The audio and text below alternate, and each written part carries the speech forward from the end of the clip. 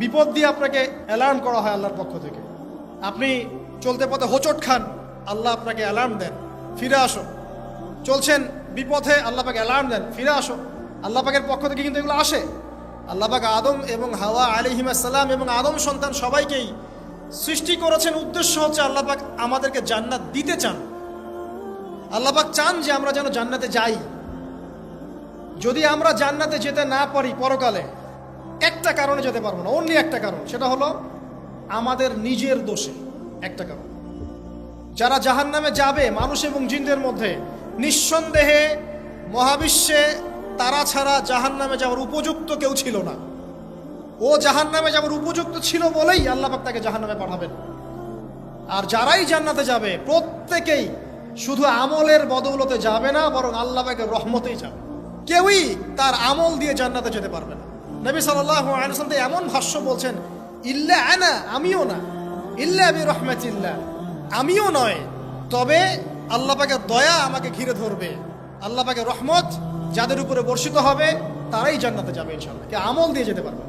যত আমলই করি বলা যাবে না এই আমলের বদৌলতে জান্নাতে যেতে পারবো। আল্লাহ পাক দয়া না করলে হবে না। আল্লাহ পাক চান যে আদম সন্তান যেন জান্নাতেই যায়। এই কারণেই সৃষ্টি করা, এই কারণেই আপনার ওহীভিত্তিক গ্রন্থগুলো পাঠানো, এই কারণে নবী রাসূল পাঠানো, আলেম ওলামা সৃষ্টি করা, মানুষকে সতর্ক করা, হায়াত দেয়া, বারংবার জীবনে চলতে ফিরতে আপনাকে অ্যালার্ম করা হয়, আল্লাহর পথে ফিরে আসেন, আল্লাহর পথে ফিরে আসেন। অ্যালার্ম করা হয় না? বিপদ দিয়ে আপনাকে অ্যালার্ম করা হয় আল্লাহর পক্ষ থেকে। আপনি চলতে পথে হোঁচট খান, আল্লাহ আপনাকে অ্যালার্ম দেন, ফিরে আসো। চলছেন বিপথে, আল্লাহ পাক অ্যালার্ম দেন, ফিরে আসো। আল্লাহ পাকের পক্ষ থেকে কিন্তু এগুলো আসে।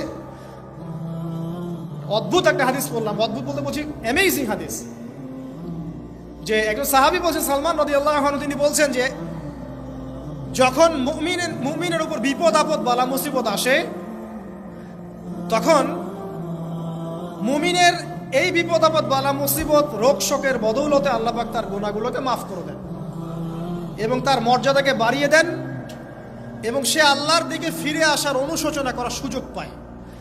আর যখন কাফের মুশরিক বা ফাসেক মানুষকে এইসব রোগ ব্যাধি বিপদ আপদ বালা মুসিবত ঘিরে ধরে, তার দৃষ্টান্ত সেই উটের ন্যায় যে উটটাকে তার মালিক বেঁধে রেখেছে, এরপর ছেড়ে দিয়েছে। সেই উটটা বুঝতেও পারলো না কেন তার মালিক তাকে বেঁধে রাখলো আর কেনই বা তাকে ছেড়ে দিল। কথাটা কি বুঝতে পারছেন? যারা আল্লাহ দ্রোহী, তাদের উপর যখন বিপদ আপদ বালা মুসিবত আসতে থাকে, তারা বুঝে না যে কি জন্য আসলো আর কেন চলে গেল। কিন্তু মুমিন ব্যক্তি যারা মুসলিম, আল্লাহর অনুগত, তাদের বিষয়টা হচ্ছে এমন বিপদ আপদ বালা মুসিবত রোগ ব্যাধি তাদেরকে আল্লাহর দিকে ফিরিয়ে নিয়ে আসবে। দেখুন, এই যে পৃথিবীতে নামিয়ে দেয়া, এরপর আল্লাহর পক্ষ থেকে ঐশী গ্রন্থগুলো